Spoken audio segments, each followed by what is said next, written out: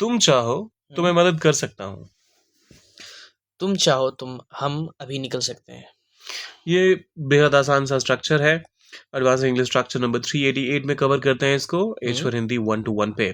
देखिए, इफ के साथ आप सेंटेंस की शुरुआत कीजिए इस केस में, ठीक है। प्लस उसके बाद डालिए सब्जेक्ट को, फिर वांट या फिर वांट्स, डिपेंड करेगा आपके सब्जेक्ट पे। बिल्कुल। और उसके बाद फिर दूसरा सब्जेक्ट, फिर कैन, फिर वर्ब और फिर ऑब्जेक्ट। सिंपल है। अगर तुम चाहो तो मैं मदद कर सकता हूँ। इफ यू वांट तो मैं मदद कर सकता हूँ। I can help.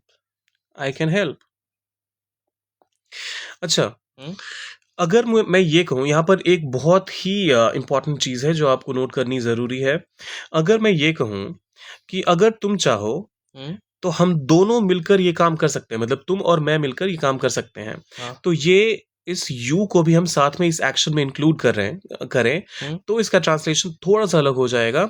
हम फिर उस केस में कहेंगे इफ यू वांट टू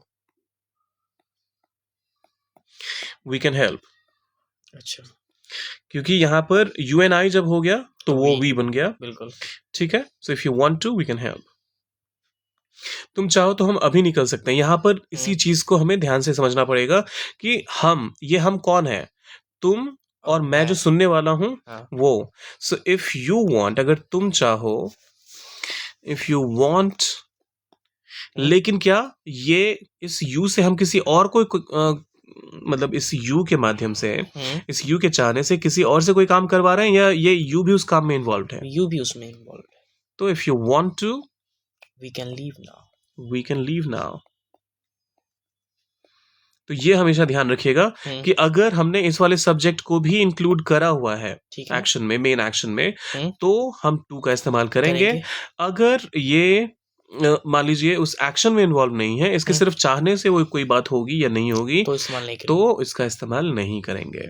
तुम चाहो तो मैं रुक ये देखिए, सिर्फ मुझे रुकना है, तो इस केस में फिर हम टू का इस्तेमाल नहीं करेंगे। If you want I can stay. I can stay. If you want, I can stay. Okay. If you want, I can stay. और ये आखिरी वाला आपके लिए है, तुम चाहो तो हम इसे बदल सकते हैं। अब इसको कैसे ट्रांसलेट करेंगे सोचिए, डालिए कमेंट सेक्शन में।